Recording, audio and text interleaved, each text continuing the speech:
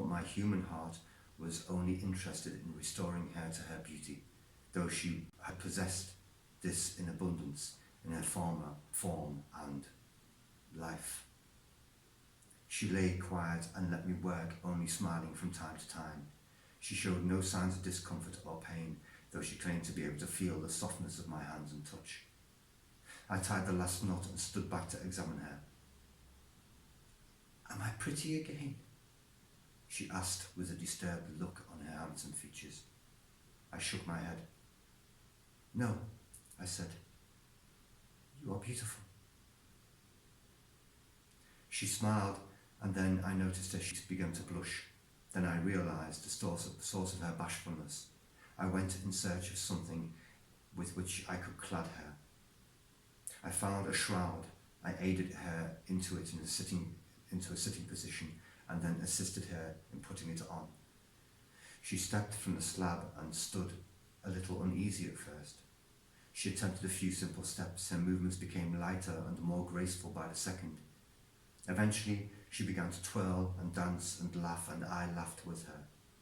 She span in my direction and fell toward me. I caught her and holding her in my arms, we span and twirled together through the room, laughing. I looked into her hazel eyes, and never had I seen such joy, such life and love of life.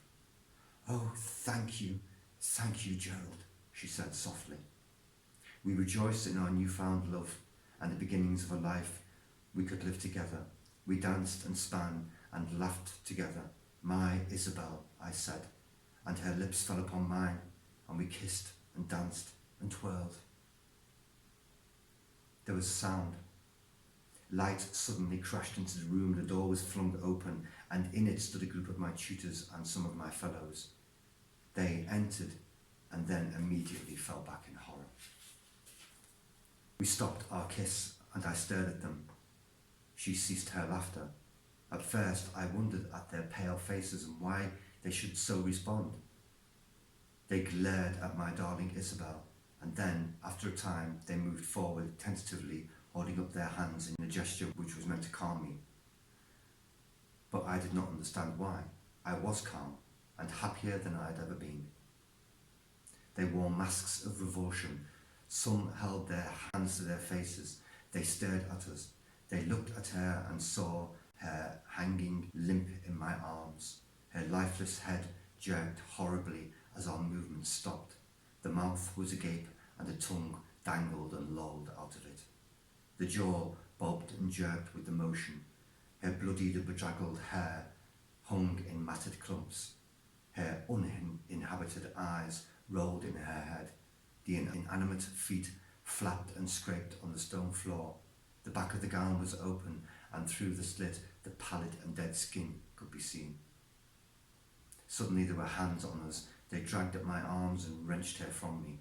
I wailed and tried to cling to her, to hold her to me. As we were parted and I was removed from the room with force, I did not want to lose her. I still cried for them to see. If they could only see how beautiful she was. "Do you not see?" I cried. "See, she is beautiful. We are in love. Do you not see?"